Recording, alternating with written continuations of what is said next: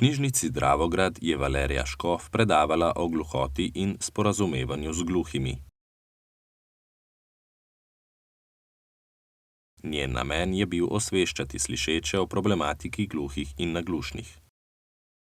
Razložila je, da je življenje gluhih podobno življenju drugih ljudi, vendar se velikokrat zatakne pri sporazumevanju. Gluhi se namreč soočajo z različnimi ovirami, ki jim otežujejo komunikacijo. Med drugim gre za težave pri razumevanju govorjene besede, za nezmožnost poslušanja zvočnih signalov ter za omejeno sposobnost branja z ustnic in spremljanja obrazne mimike.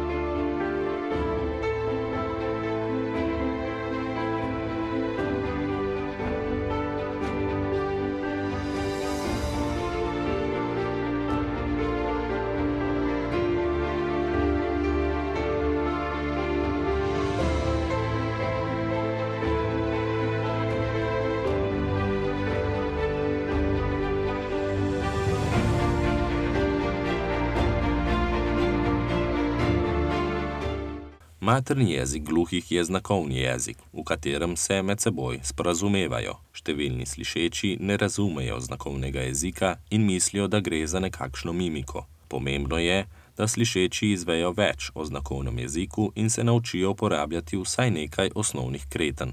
Znakovni jezik vključuje gibe rok, obrazno mimiko in telesno govorico, kar pripomore pri izražanju čustev. To je jezik kot vsak drugi jezik in treba ga je spoštovati.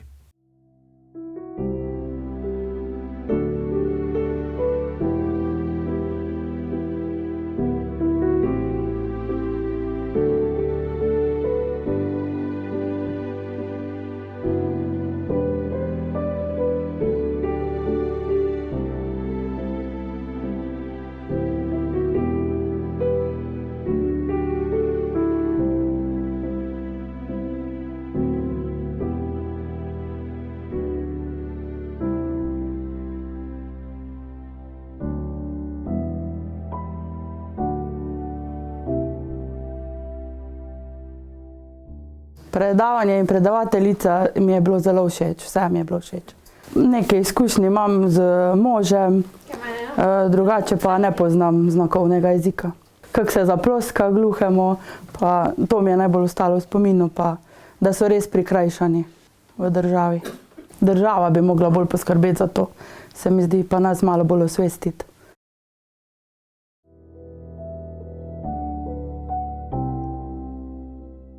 Zelo mi je všeč. Zakaj sem se odločila? Ker sem vedno hotela od malih nog. Takrat sem živela v Ameriki in ko je bilo možno, sem non-stop rejevala, imam veliko otrok in ni bilo časa. Končno sem srečala eno, ki je povedala za tečaj pri Valeriji. In sem začela lani. Nisem vedela prej čisto nič o zakonu, pa tudi nisem prej slišala Valerijine zgodbe.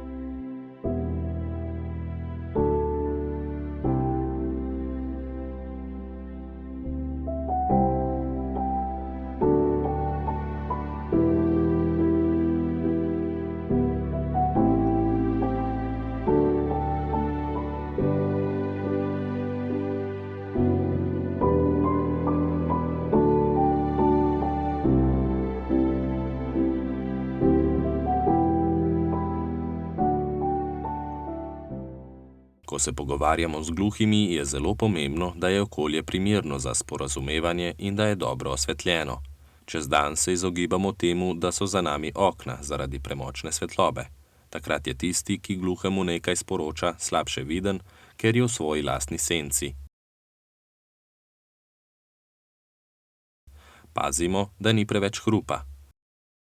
Pomembno je, da smo obrnjeni k osebi, s katero se pogovarjamo. Le tako slednja lahko vidi naš obraz, usta in mimiko. Mislim, da so obiskovalci tega predavanja zvedli kar nekaj stvari o gluhoti, težavah. Drugače pa sem bila jaz tudi danes v vlogi tolmača, sicer se izobražujem, zdaj drugo leto obiskujem to izobraževanje v Ljubljani. Moram priznati, da ta 1 ura tolmačenja, da mi je bila kar naporna.